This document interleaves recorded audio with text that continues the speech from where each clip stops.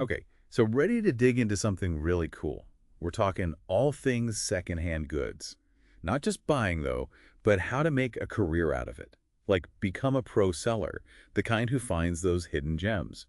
And luckily, RoleCatcher's got a ton on this, from acing interviews to what the job's really like. It's more than just knowing if something's actually an antique. You gotta have that passion, sure, but also the business smarts to turn it into a living. Right, like anyone can get lucky at a flea market, but this is next level. So imagine you're prepping for an interview and they hit you with, how did you become interested in secondhand goods sales? I'd probably ramble about this awesome vintage radio I found, but there's got to be a smarter way to play that, right? A good story's nice, but they're looking for how your passion translates into skills instead of just, I like old stuff. Did you volunteer at a thrift store back in the day? Did you sell vintage clothes online? Connect those dots for them, show it wasn't just a hobby. Yeah, like I've been low-key training for this my whole life. Exactly. And this plays into something the career guide stresses: persuasion. Not tricking people, but genuinely conveying why that item's special. Maybe it's a first edition book or a dress with amazing craftsmanship. You gotta sell that story. Okay, so passion plus experience. Yeah. Got it. Now, what about staying current? Like they're going to ask, how do you stay up to date with market trends? I mean, I browse eBay and stuff, but that can't be enough. It's a start, but to really stand out, show you're proactive. Mention online platforms, sure, but also niche blogs, maybe even trade magazines like Antique Week, that sort of thing. Ever been to online vintage markets? Listen to podcasts about, like, collecting trends? That Yeah, proves you're serious. because what's worthless today could be the next big thing tomorrow, right? Exactly. Speaking of which, knowing your stuff, they'll definitely ask, how do you determine the value of a secondhand item? That's where the real expertise shines through. Right. Anyone can slap a price tag on something, but how do you really know what it's worth? What does the guide recommend? It's research, but also gut feeling, the kind you get from experience. Using online databases like Covels or WorthPoint, that's key. It gives you historical data, so when you're haggling with a pro, you've got backup. Like having a secret weapon to justify your prices, especially if someone's trying to get a steal. Exactly. And don't forget, actually examining the piece. Is it gently used? Vintage? Antique? Each one needs a different pricing strategy. That's where knowing your stuff, like the periods, materials, all that comes in handy. It's way more than just, oh, this looks old. Exactly. It ties back to persuasion. You're crafting a whole narrative around the price, not just pulling a number out of thin air. Okay, that makes sense. But what about when things get difficult? Like they're going to ask, how do you handle difficult customers? Because not everyone's going to be a dream to deal with. You're right, it comes with the territory. Here's where you show off that emotional intelligence. It's not about avoiding conflict, but how you handle it. Stay calm. Actually listen to their issue. It's problem solving, basically. So turning a potential disaster into a happy customer, hopefully. Exactly. Imagine someone wants to return something they bought as is. Tricky, right? Super tricky. You want to be fair, but the rules are there for a reason. What's the guide say? It stresses clear communication and compromise. You got to reiterate the policy, but also show you're willing to work with them. Maybe offer store credit, or if it fits the rules, consignment. So they don't feel completely dismissed, even if they can't return it outright. Exactly. Turning that negative into a positive, ideally. And you know what can really help you nail these situations? RoleCatcher. Bingo. Their AI is amazing for this. Practice your answers. Get feedback tailored to that job. So you're not blindsided in the interview. You've got some practice rounds in. Exactly. And it's not generic. It's specific to what they're looking for. Okay, that's super helpful. Now, let's switch gears a bit. Building relationships crucial, right? Like Yeah. they might ask, how do you encourage repeat business? I want to say I'd treat them like family, but that's probably not professional enough. It's good to be friendly, but yeah, you got to be more specific. Instead of family, think about the actions, like remembering a customer loves Art Deco, so when you get a cool piece in, you shoot them a message. Or offering recommendations based on what they've bought before. Ah, like you become their personal vintage shopper in a way. Shows you're paying attention, not just trying to make a quick sale. Exactly. And speaking of what's for sale, inventory's huge in this business. They might ask, how do you manage inventory for a consistent flow? Because you can't just sell the same stuff forever, right? It's got to be organized, but also fresh, which seems tough with one-of-a-kind items. What's the guide suggest? Tracking is key. They mention spreadsheets, apps, that kind of thing. But go beyond that. How do you find stuff? Estate sales. Building a network of collectors. Show them you're not just passively waiting. You're out there hustling, making those connections happen. Exactly. Then, once you've got those treasures, you got to sell them. The question might be, how do you market this stuff to get new customers? Can't just be pretty Instagram pics, can it? I mean, social media is huge, but got to be more than that, right?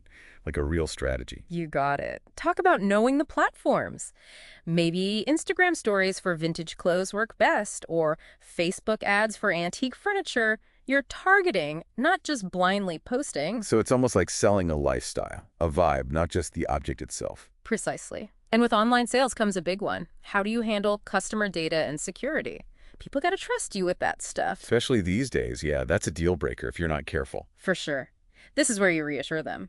Mention secure payment systems, data encryption, even if it's just, I take handling sensitive info seriously. Shows you're thinking about the whole picture, not just the sale itself. Speaking of which, this job's got to be a lot to juggle, right? Online, in person, maybe even pop-up shops.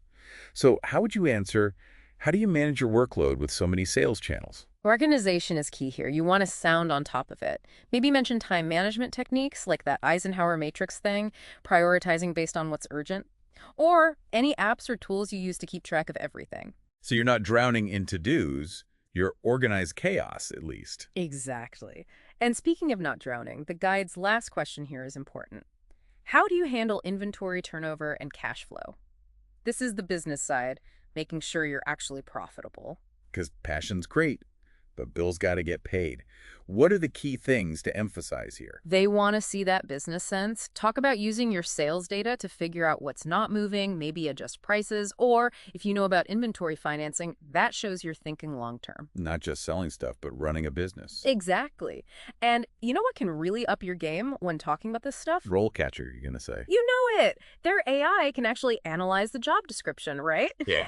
And then it suggests skills to focus on just for that role. So if they want someone analytical, boom, you play up your experience with sales data, inventory stuff, all that. That's it. Like having a personalized coach, prepping you for exactly what they're after. Okay, that's wild.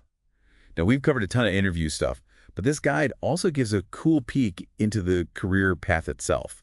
Like, it actually outlines the different levels you can reach, right? Yeah, it's really in-depth. From entry-level all the way up to supervisor, it gives you a roadmap of what to expect. Okay, so let's break it down. Starting with entry-level seller, what are they actually doing day to day? It's a lot of hands-on stuff, learning the ropes. The guide mentions helping customers, keeping the displays tidy, handling sales. It's all about absorbing info, getting comfy with what the shop carries. So it's customer service, product knowledge, all that rolled into one. Exactly. Then, as they get better, more confident, they might move up to junior seller. Okay, so what's different at that level? What are they doing that's more advanced? More responsibility for sure. Junior seller, they're managing some inventory, giving customers those detailed explanations, might even get into some price negotiation. So they're not just fetching stuff anymore, they're becoming a resource for people who are serious about buying. Yeah, they're building that expertise, so customers trust their opinion more and more. This is cool. So what's the next step up then? Senior seller, is that right? You got it. And this is where it gets interesting. Senior seller, you might be training new hires, looking at sales data, even coming up with ideas to boost revenue. Wow, so it's strategic now. They're not just selling, they're shaping the business. Totally. You need to know the market, be a good leader, and come up with creative solutions. So from selling one-on-one to like big picture stuff, that's quite a journey. What's at the very top of this career path then? The guide says supervisor. That's the top rung on this ladder, at least. Okay, I'm picturing it. What's a typical day like for a supervisor? Think big picture stuff. You're overseeing everything, setting goals, managing the budget. Might even be hiring people. Sounds intense, Yeah. but also really rewarding if you love this stuff, to have that much impact. And that's what makes this career path so cool.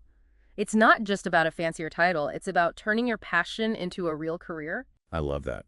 And, it makes me think about RoleCatcher again, how useful it'd be for someone on this path. Oh, for sure. That AI they've got can be a game changer. Like, it analyzes those job descriptions we talked about, picks out the exact skills employers want. It's like a cheat sheet, but personalized. Right. Helps you tailor your resume and all that. Exactly. And not just keywords. It can tell you if you're missing some skills and suggest courses or whatever to fill those gaps. That's amazing. Like having a career counselor, but way more high-tech. Right. It's all about giving you the tools to take charge of your career. Love it. Well, we have covered so much ground today, from acing those interviews to what a career in secondhand goods really looks like. Any final thoughts for our listeners before we wrap up? Just this, don't underestimate passion. Knowing your stuff is key, but that genuine love for what you're doing, that shines through. Couldn't agree more. It's those passionate sellers, the ones with stories to tell, who make this world so interesting. Big thanks to our expert for sharing their insights and, of course, to RoleCatcher for all the amazing resources. Don't forget to check them out, listeners. Their AI and guides can seriously up your game. Until next time, happy hunting for those hidden gems, whether you're buying or building your career around them.